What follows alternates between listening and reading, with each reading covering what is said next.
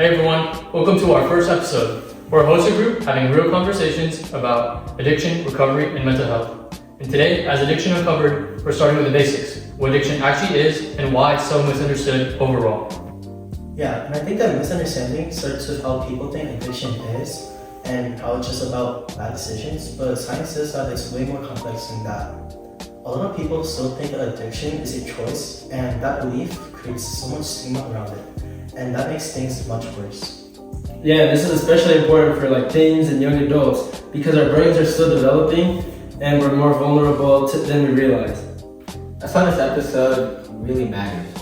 If we're able to understand addiction correctly, we can respond with empathy rather than judgment. So let's talk about the science for a second. According to the National Institute on Drug Abuse, addiction is actually a chronic brain disease. Yeah, substances change the brain's reward system, especially dopamine, which controls pleasure and motivation. Over time, the brain starts to depend on that substance just to feel normal. That's exactly what makes it so hard to quit. And when people don't understand that, they assume that someone could just stop if they wanted to, but it's not like that. It's a lot harder to quit than it really is. Those brain changes can affect decision making and impulse control, which explains why relapse can happen even after someone wants to quit. That's why treatment isn't just about stopping use. It's about helping the brain heal and giving people long-term support. Now, let's talk about the stigma. Because this might be one of the biggest barriers to recovery, Samsa explains that stigma can come from myths, like addiction may be a moral failure or people brought it on themselves. But yeah. And those ideas, they create shame. People are less likely to ask for help if they felt judged or labeled. And even the language that we use matters. Saying a person with a substance use disorder instead of addict puts the person first. When stigma goes down, people are more likely to seek treatment and actually stay in recovery. And if we could bring this topic back to young people for a moment, I feel like talking about the youth can actually offer a new perspective when looking at the situation.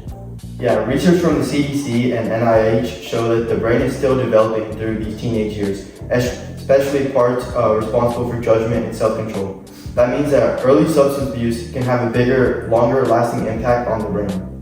Prevention is not just telling people not to use substances. It's education, mental health support, and teaching healthy coping skills.